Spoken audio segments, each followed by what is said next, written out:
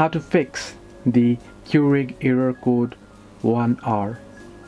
Hello everybody, welcome back to my channel. This is me, Pipan Bisnet, and today I'll guide you on how you can fix your Keurig error code 1R.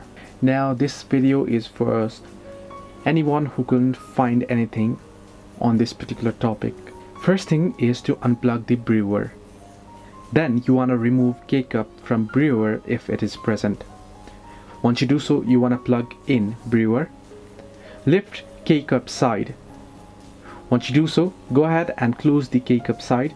Place mug under K-cup side and press power button. If you hear it start to dispense water, wait a few seconds for the screen to go black. Well, you have it. If you don't hear anything, the Keurig is probably dead.